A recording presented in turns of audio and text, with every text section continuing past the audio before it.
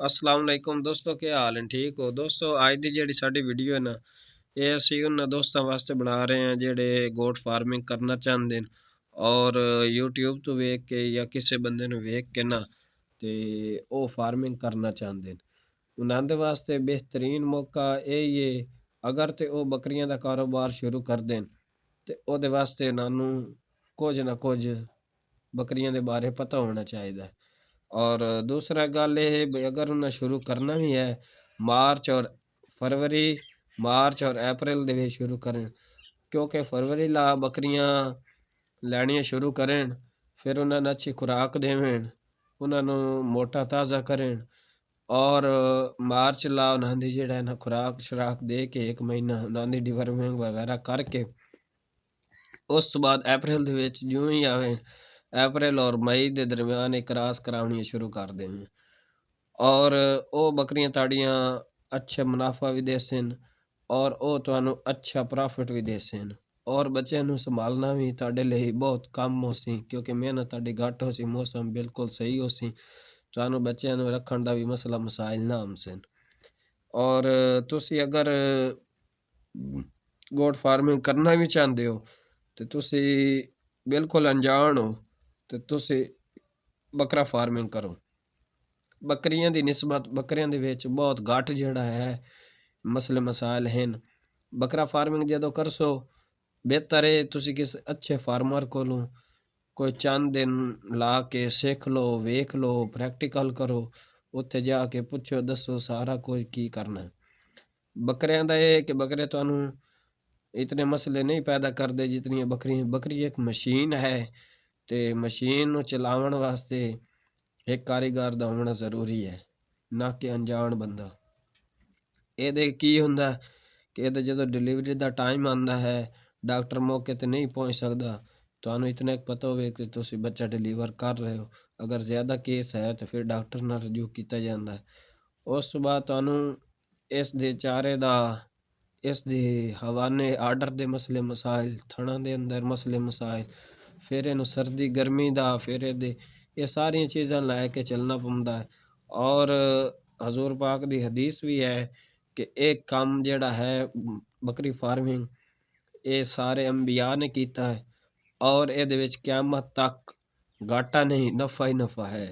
लेकिन ओदे वास्ते सानू समझ आनी चाहिए, सानू पता होना चाहिए, सानू उस दे बारे सारा इलम होना चाहिए और सानू कारीगर होना चाहिए। बेहतरीन मशवरा नवे दोस्तों वास्ते है कि वो बकरे ते ट्राई करें। कोई भी काम है ना ओदे च पहले नुकसान हर काम में हो जाता है, ये नहीं कि नुकसान नहीं, लेकिन अगर तुसी इंटरेस्ट करसो तुसी उसते उत्ते जनाब कोई ना कोई अगर फेल हो भी जाते हो तुहानू तजर्बा मिल जासी, तुहानू काम दी समझ आ जासी और तुहानू काम दा पता चल जासी। उस दे अंदर ये होसी कि एक दफ़ा तुसी ट्राई करसो, अगर तुसी नाकाम होए हो छोड़ दिता तो सब तो ज़्यादा तुहाडी नाकामी है। तुसी उन्हें छोड़ना नहीं, तुसी दोबारा नवे सिरों फिर शुरू कर दियो। एक दफ़ा दो दफ़ा तीन दफ़ा इस तरह अगर तुसी काम किया तुसी कामयाब हो जासो। असी की करते हैं पाकिस्तानी कौम अक्सर वेखें कि वो बंदे काम छोड़ देंगे और छोड़न दे विच सारा नुकसान कर पाते। वेखो कि पहले साल तुसी फार्मिंग कर रहे हो, तुहाडे कोल काफ़ी नुकसान हो गया है, तुहानू समझ आ जासी।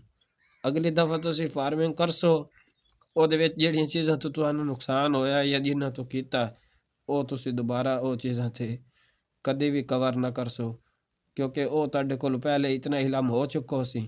ਉਸ ਤੋਂ ਬਾਅਦ ਤੁਸੀਂ ਅਗਲੀਆਂ ਮਜ਼ੀਦ ਪਰੇਸ਼ਾਨੀਆਂ ਦਾ ਸਾਹਮਣਾ ਕਰਦੇ ਹੋਏ ਇਸ ਤੋਂ ਗੁਜ਼ਰ ਵੈਸੋ।